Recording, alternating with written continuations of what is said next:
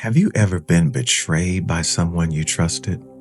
A close friend, a confidant, someone you never expected to turn against you. But what if I told you sometimes we need that hurt in our lives? Sometimes we need a Judas in our lives. Every powerful story has an antagonist. Even Jesus had Judas. Jesus welcomed Judas, knowing exactly what he would do.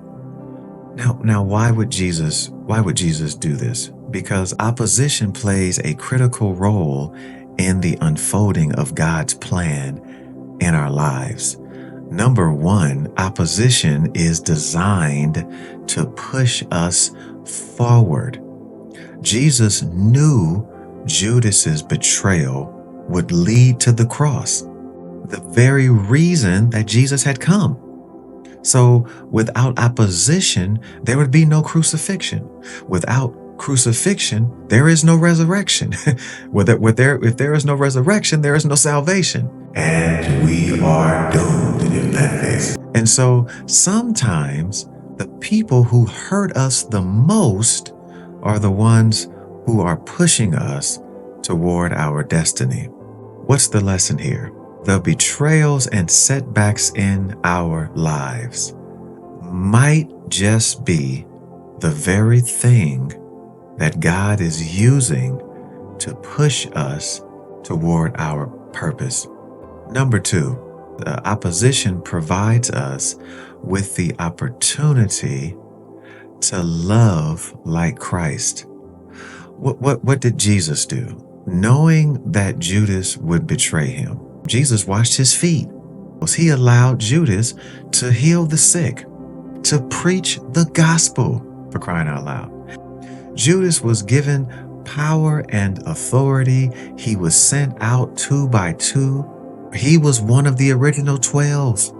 He saw Jesus resurrect Lazarus. He saw Jesus perform countless miracles, and yet his heart remained unchanged. What's the lesson here? When people betray us, we have a choice.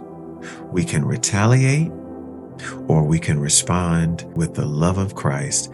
His love was unconditional and it was profoundly transformational.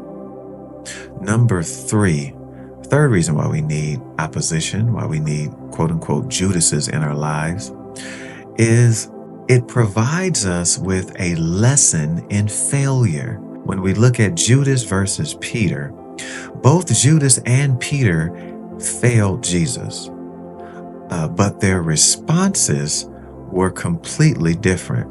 Peter sought forgiveness and received grace and was restored. Judas allowed guilt to consume him, and unfortunately, he ended his own life.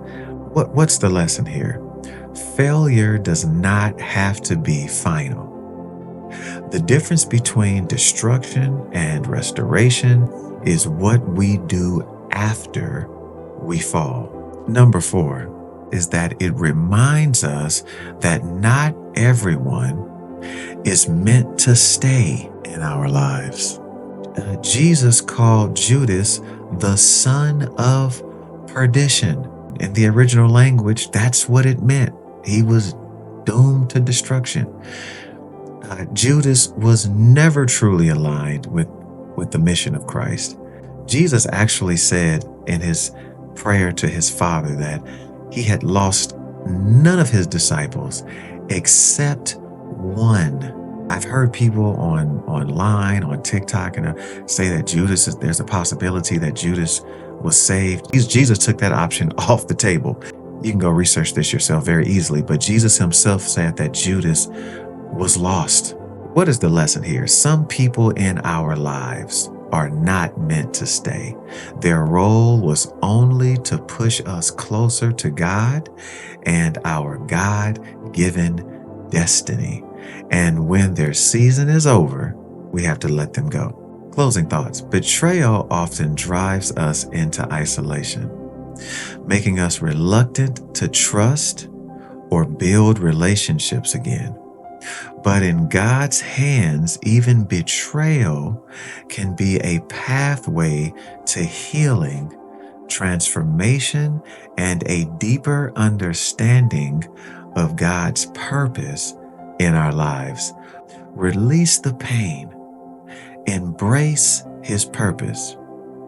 Ask yourself, what is God refining in me? What is God preparing me for? Even Judas had a role in the greatest story ever told. Remember, all things work together for the good of those who love the Lord and who are the called according to His purpose. God bless.